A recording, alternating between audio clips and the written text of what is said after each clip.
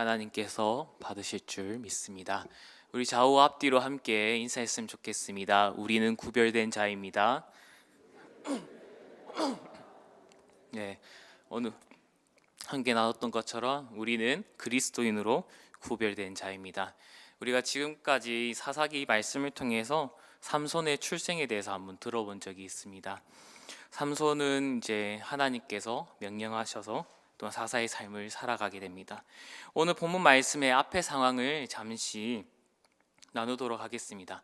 하나님께서는 이스라엘을 구원하실 계획을 준비하셨습니다. 그래서 부림의 가정에 있는 마노아 가정에 찾아가셔서 하나님의 사자를 보내어 두 가지의 약속을 하십니다. 하나는 그 부림의 가정에 아들을 주겠다, 대를 이을 수 있는 그 복을 주겠다였고, 두 번째는 그 아들을 통해서 이스라엘을 구원하겠다라는 그 약속을 하나님께서는 주셨습니다. 그리고 먼저 놓기도 전에 아이를 주겠다고 약속함과 동시에 나실인으로 내가 미리 구별하겠다, 그리고 그렇게 살아가도록 너도 나실인으로 구별됨을 지키고 너의 아들 또한 그렇게 살아가야 됨을 알려주셨습니다. 그리고 그 가정에 이적을 보여주심으로써 흔들리고 있는 마노아에게, 또한 더욱더 자신이 해야 할 일을 알지 못하고 분별하지는 못하는 마노아와 그 가정에게 하나님께서는 이적을 보여주셔서 나의 약속은 이루어질 것이고 너는 단순히 나실인으로서 구별됨을 지켜야 된다라는 것을 또한 알려주셨습니다.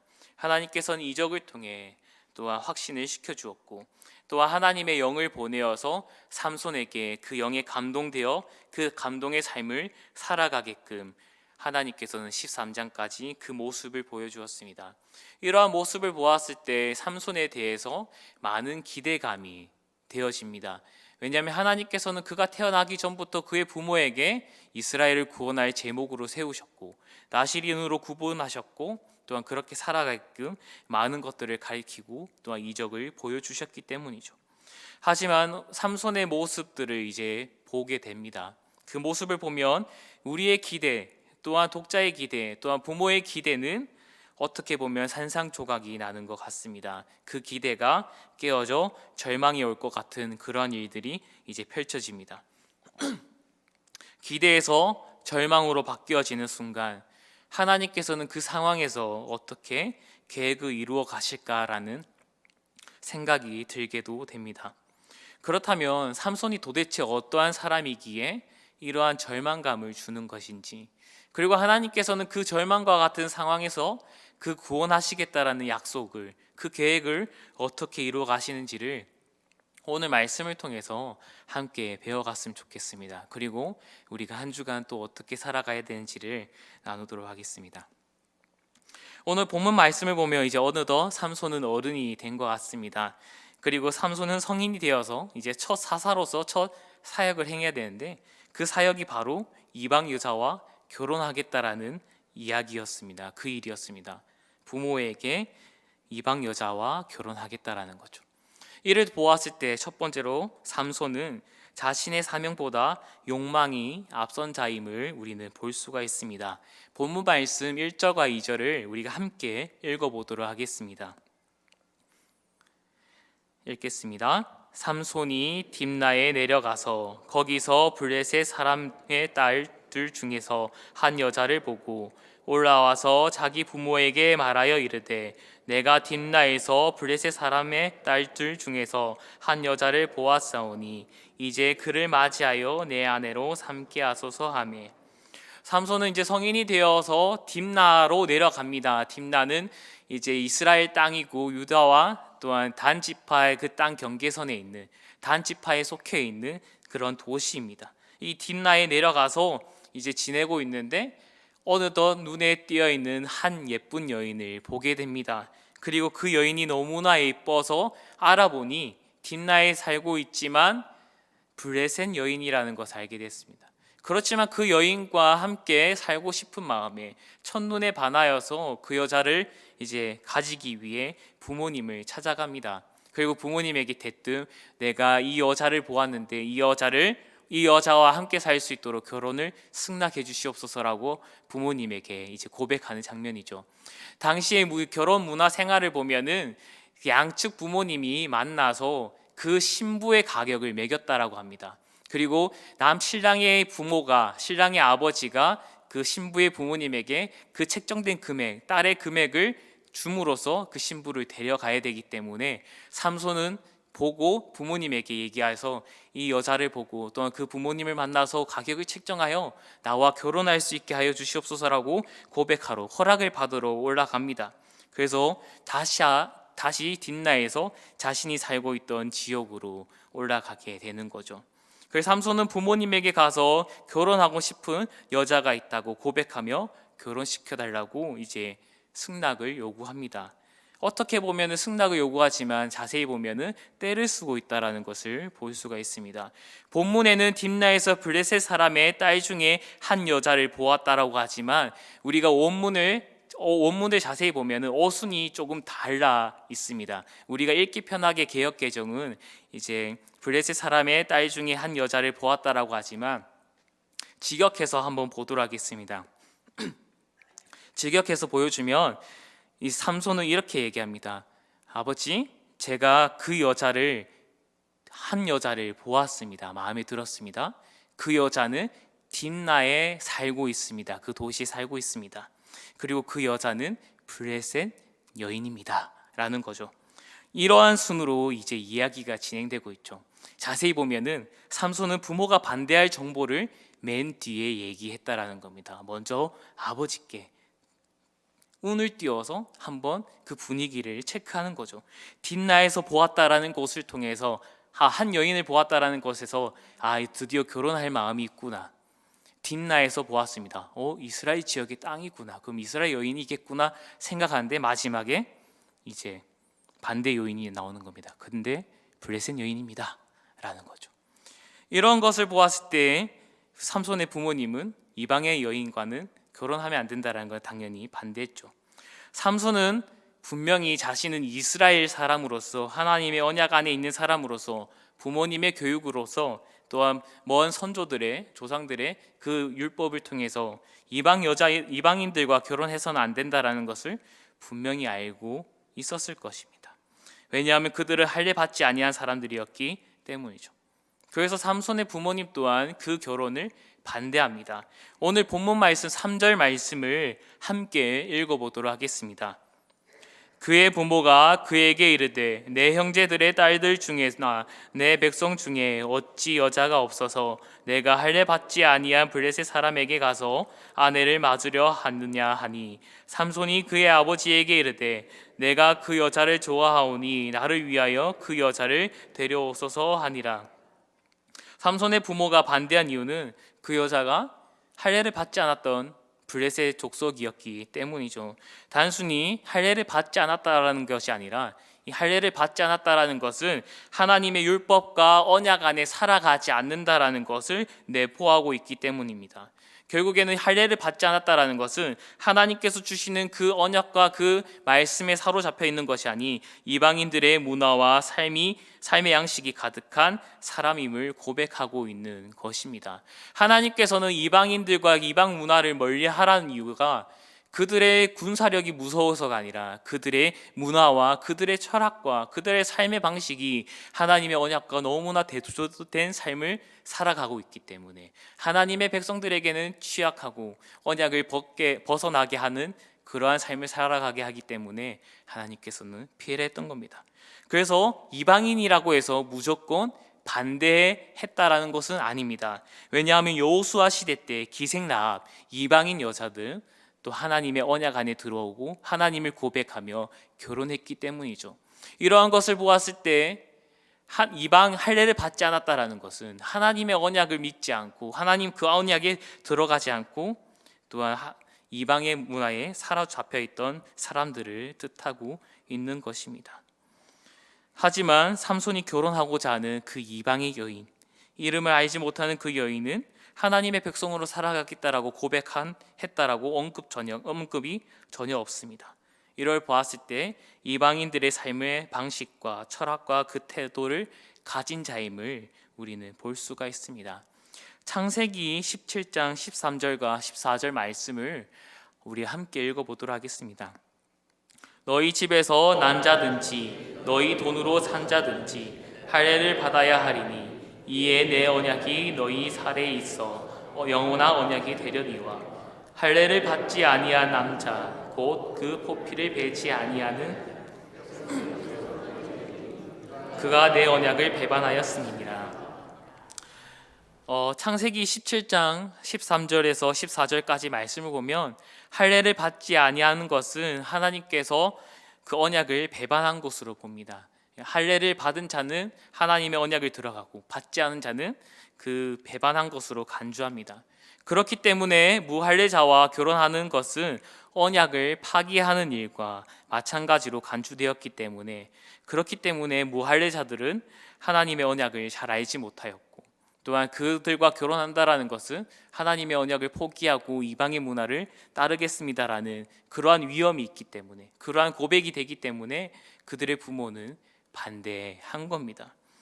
삼손은 이러한 부모님의 반대, 아버지의 반대에도 불구하고 하나님의 말씀을 알고 있음에도 자신은 나실인으로 거룩히 구별되어야 됨에도 불구하고 자신의 사명은 뒷전후라고 자신의 욕심을 채우려 하고 있음을 오늘 본문 말씀을 통해서 알 수 있습니다. 그리고 이어서 부모님의 반대에 대해서 본인은 또한 이렇게 항변을 합니다. 내가 그 여자를 좋아하오니 나를 위하여 그 여자를 데려오소서. 그 여자와 결혼한 이유는 자신이 좋아하기 때문입니다. 자신 눈에 보기 좋아했기 때문이죠.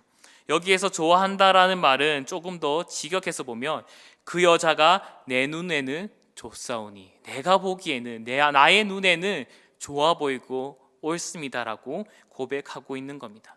중요하게 지금 삼손이 고백했던 내 눈에 좋사오니라는 이 문구는 뒤에 사사기 17장 6절에도 나타납니다. 그 6절에는 어떠한 내용이냐면요, 제가 읽어드리겠습니다.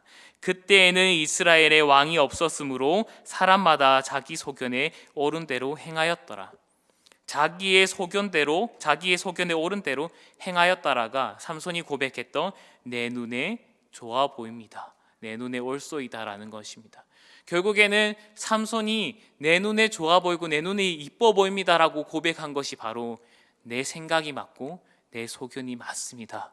그러니 나를 위하여 그 여인을 데려오시기 바랍니다라고 고백하고 있는 것입니다. 결국에는 하나님의 그 사명대로 살아가는 것이 아니라 자신의 소견, 자신의 욕망이 맞다고 생각하며 그대로 판단하며 나아간 것으로 볼 수 있는 것입니다. 그래서 삼손은 자기의 소견에 맞기 때문에 결혼하겠다라고 부모님에게 고백을 하고 있는 것입니다. 두 번째로 삼손은 하나님의 뜻을 분별하지 못한 자임을 우리는 오늘 본문 말씀을 통해서 알 수 있습니다. 본문 말씀 4절에서 6절까지 말씀을 함께 읽어보도록 하겠습니다. 그때에 블레셋 사람이 이스라엘을 다스린 까닭에 삼손이 틈을 타서 블레셋 사람을 치려 함이었으나 그의 부모는 이 일이 여호와께로부터 나온 것인 줄을 알지 못하였더라. 삼손이 그의 부모와 함께 딥나에 내려가 딥나의 포도원에 이른즉 젊은 사자가 그를 보고 소리 지르는지라. 여호와의 영이 삼손에게 강하게 임하니 그가 손에 아무것도 없이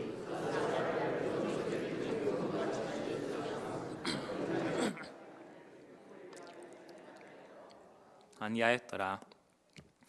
이어서 삼손은 자기 주장대로 이제 자신의 사랑한 여인과 결혼하겠다 하며 이제 부모님을 데리고 이제 딥나로 내려가고 있는 것을 보입니다.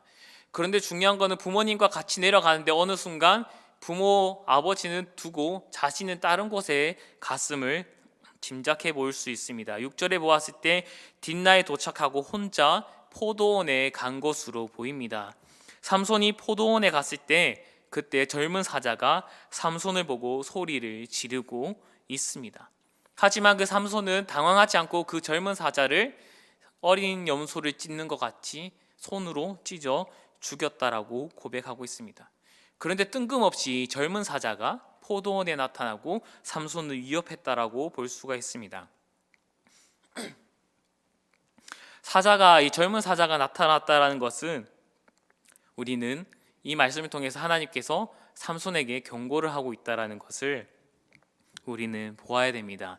그 이유는 삼손의 욕심이 하나님의 사명에서 더욱 멀어져 가고 있기 때문에 하나님께서는 젊은 사자를 보냄으로써 삼손에게 경고의 메시지를 보내고 있는 거죠. 그는 나실인으로 태어났고 나실인의 규례를 지켰어야 됩니다. 그리고 그의 어머니는 천사와 하나님의 사자와 이야기를 하면서 포도주를 먹지 말아야 된다, 포도와 가까이 가지 않아야 된다라는 것을 고백을 합니다. 그런데 삼손은 그의 부모님과 함께 딥나에 내려왔고 또한 자신이 혼자서 포도원으로 가고 있음을 볼 수가 있습니다. 포도주와 멀리 떨어져야 되는 그 자가, 하나님의 사명을 지켜야 되는 자가 포도원으로 홀로 갔음을 볼 수 있습니다. 이처럼 하나님께서는 사자를 보내어 경고를 하는 거죠. 여기에 와서는 안 된다. 그런데 아이러니하게도 하나님의 여호와의 영이 또한 삼손에게 임하여서 사자를 찢어 죽였다라고 합니다. 뭔가 말이 맞지가 않다라고 생각이 되어집니다. 하지만 이 또한 하나님께서 삼손에게 알려주고 있는 것입니다. 내가 경고를 하지만 또한 너가 그것을 이길 수 있는 그 힘은 바로 여호와의 영, 내가 보내준 것이니 그 힘의 원천은 무엇인지를 너는 분명히 알고 바르게 써야 한다라는 것을 하나님께서는 알려주고 계신 것입니다. 하지만 삼손은 이럼에도 자신의 힘의 원천이 어디에서 나오는지를 전혀 알지 못합니다. 이후에 또 다른 여인과 사랑에 빠졌을 때 당신의 힘의 원천은 어디에 있습니까? 라고 했을 때 그는 머리카락에 있다라고 고백을 합니다. 하나님의 여호와의 영이 임하여서 그는 힘이 장사처럼 세지고 그 어려운 역경을 이겨냈음에도 불구하고 그는 나실인의 규례로 인해 또한 나실인으로서 머리를 자르지 않아야지만 힘이 있다라고 생각했던 것입니다.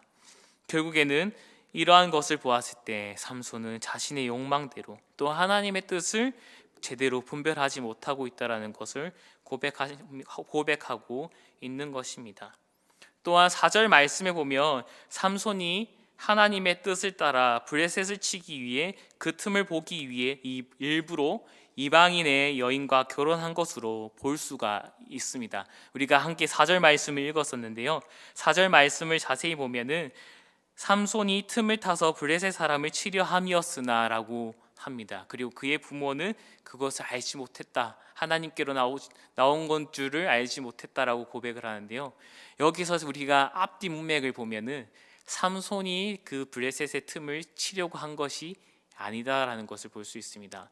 만약에 삼손이 정말 블레셋 사람들을 치기 위해 일부러 이방 여인과 결혼하려고 했다면 앞의 내용은 이해가 되지만 뒤에 자신이 포도원을 가고 또한 뒤에 젊은 사자를 찢어 죽이고 그 안에 있는 꿀을 먹는 행위를 해서는 안 된다라는 거죠. 이러한 문맥적인 상황과 또한 원문으로 보았을 때 하나님께서 이 삼손의 행동을 통하여서 블레셋을 치려고 틈을 보고 있었다라는 것을 볼 수가 있습니다. 결국에는 이것을 통해서 우리가 무엇을 알 수 있냐면 결국 삼손이 잘못한 선택을 하였음에도 불구하고 하나님은 그 잘못된 삼손의 삶을 통해서도 하나님께서는 구원의 계획으로 사용하신다라는 겁니다. 우리는 여기서 오해해서는 안 될 것이 있습니다. 우리가 잘못 살아도 하나님께서는 그 삶을 사용하니 우리 또한 괜찮지 않을까라는 생각을 하지만 하나님께서는 그 잘못된 죄에 대해서 대가를 치르고 또 하나님께서는 그 아무리 결과가 좋다고 해도 그 삶이 중심이 바로 잡히지 않는다면 하나님께서는 좋게 보시지 않는다라는 겁니다. 그럼에도 하나님은 구원의 계획을 위해 사용하실 뿐이다라는 것을 우리는 기억해야 됩니다. 그렇기 때문에 우리의 삶이 하나님께 보기 좋은 것인지를 우리는 말씀을 통해서 또한 기도함을 통해서 점검해야 한다라는 겁니다. 하나님의 뜻을 분별해야 된다라는 겁니다. 우리가 하고 있는 그 결과로 인해서 결과가 좋으니 괜찮다, 결과가 좋으니 하나님의 뜻일 거야 라고 생각해서는 안 된다라는 겁니다. 우리가 잘못된 선택을 하여도 하나님께서는 하나님의 계획을 위해서 사용하신다라는 겁니다. 하지만 그것을 분별하지 못하고 우리가 잘못된 삶을 살아가고 있음에도 불구하고 잘된 일이다라고 착각하여서 그 삶을 쭉 살아간다면 결국에는 죄악의 길을 걸어가고 있다라는 것을 우리는 기억해야 됩니다. 그렇기 때문에 우리는 결과로서, 우리가 살아가고 우리가 하고 있는 일의 결과로서 우리의 삶을 판별하는 것이 아니라, 분별하는 것이 아니라 온전히 하나님의 말씀과 기도함으로 하나님의 뜻을 분별해야 됩니다. 이후에 하나님께서는 삼손에게 다시 한 번 또 나타나시고 그에게 경고를 하십니다. 하지만 삼손은 그것을 또 분별하지 못하는데요, 하나님은 또 어떠한 경고를 주는지 오늘 말씀을 통해서 또 보도록 하겠습니다. 본문 말씀 8절과 9절 말씀입니다. 읽겠습니다. 얼마 후에 삼손이 그 여자를 맞이하려고 다시 가다가 돌이켜 그 사자의 죽음을 본즉 사자의 몸에 볼대와 꿀이 있는지라. 손으로 그 꿀을 떠서 걸어가며 먹고 그의 부모에게 이르러 그들에게 그것을 깨었으나 그 꿀을 사자의 몸에서 떠왔다라고는 알리지 아니하였더라. 삼손은 앞전에 포도원에 갔을 때 또 분별하지 못했습니다. 1절에서 딥나에 내려갔을 때 한 여인이 이뻐서 그 여인과 결혼하기 위해 다시 올라가 부모님을 데리고 포도원으로 내려옵니다.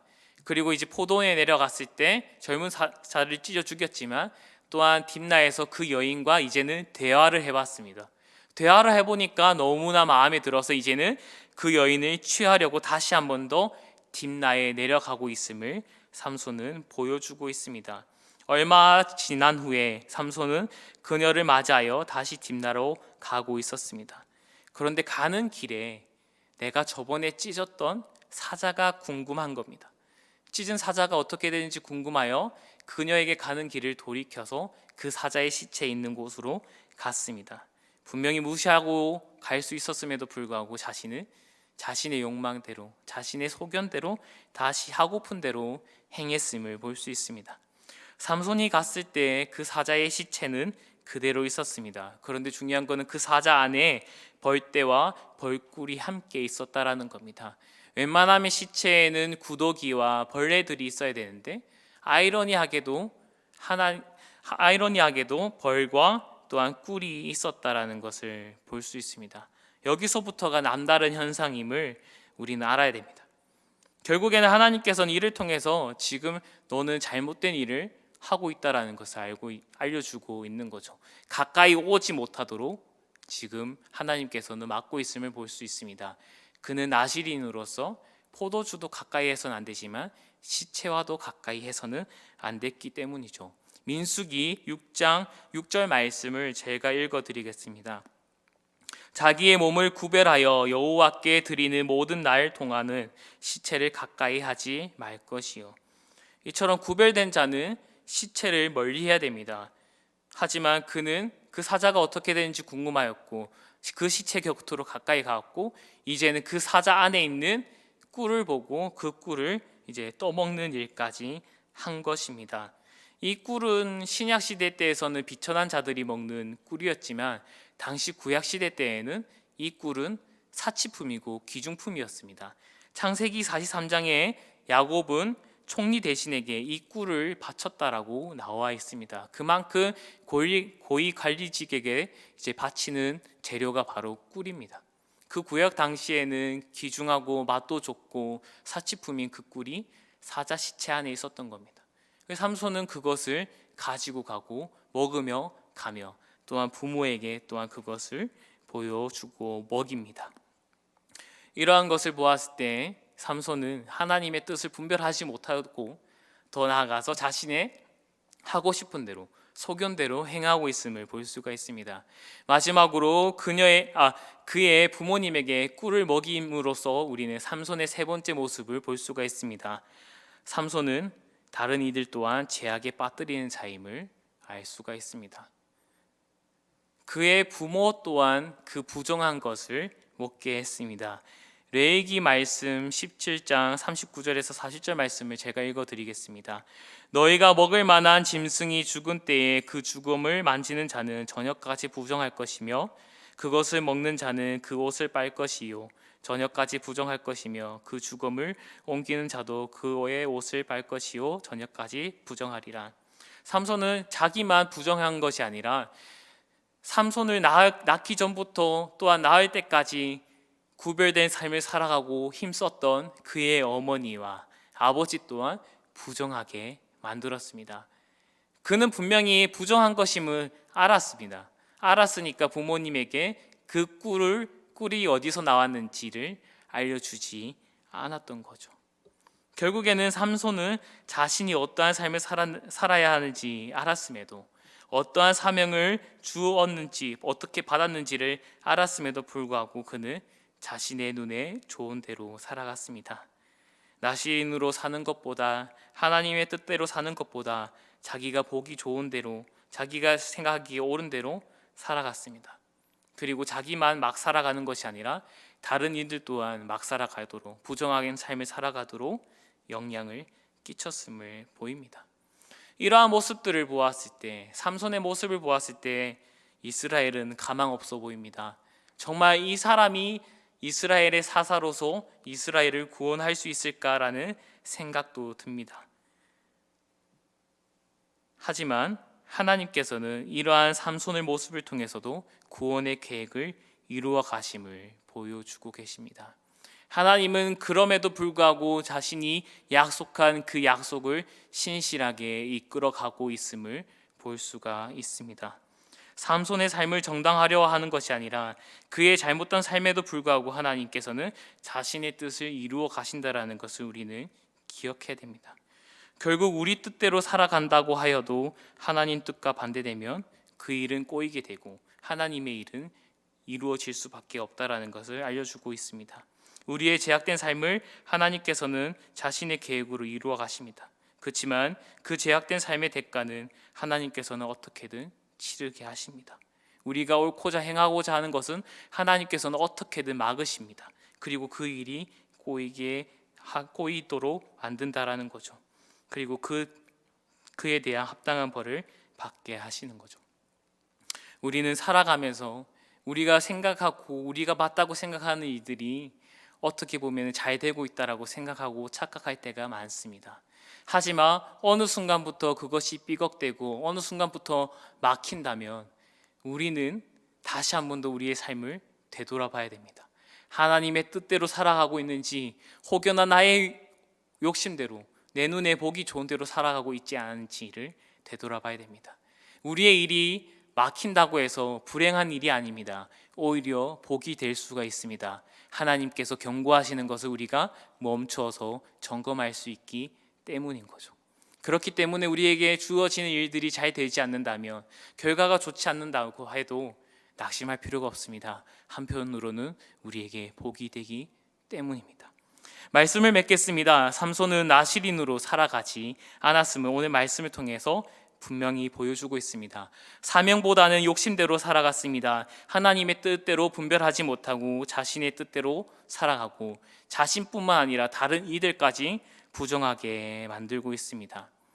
삼손의 신앙은 점점 내려가고 있는 것을 볼 수가 있죠.